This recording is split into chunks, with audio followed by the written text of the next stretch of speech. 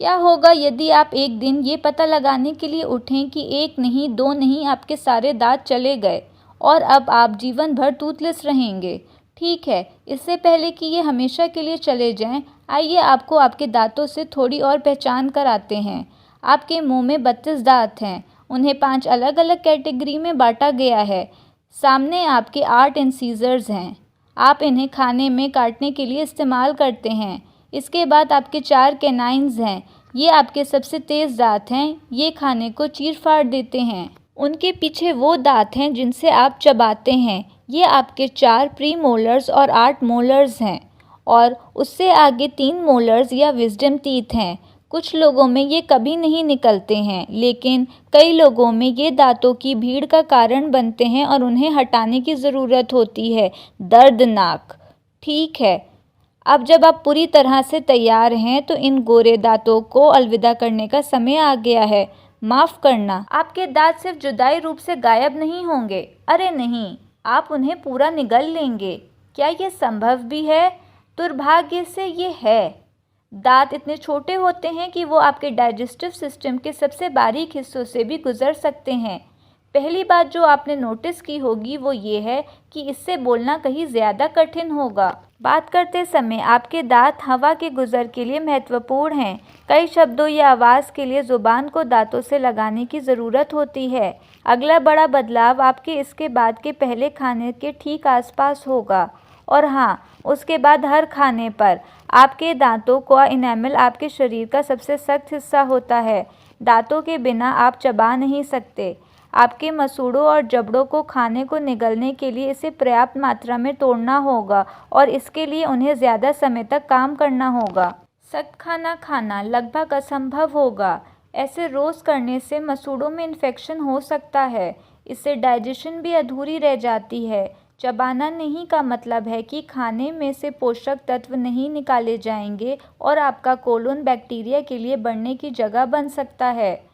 आपको अपने फलों, सब्जियों और प्रोटीन को स्मूदी या सूप में ब्लेंड करके एक लिक्विड खाना बनाना होगा।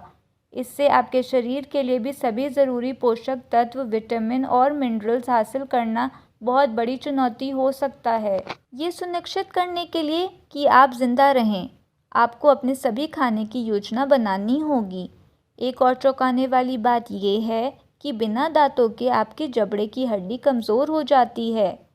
हाँ, आपका जबड़ा लगातार बदल रहा है क्योंकि ये दांतों से इस पर पड़ने वाले दबाव से बदलता रहता है। इस दबाव के बिना इससे फ्रैक्चर का ज़्यादा खतरा हो सकता है, तो सावधान रहें।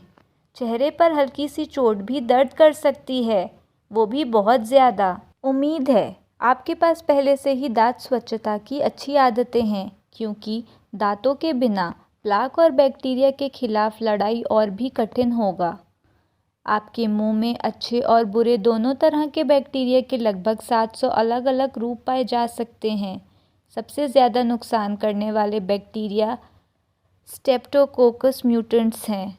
ये शुगर और कार्ब्स को एसिड में बदल देते हैं जो आपके दांतों पर हमला करते हैं।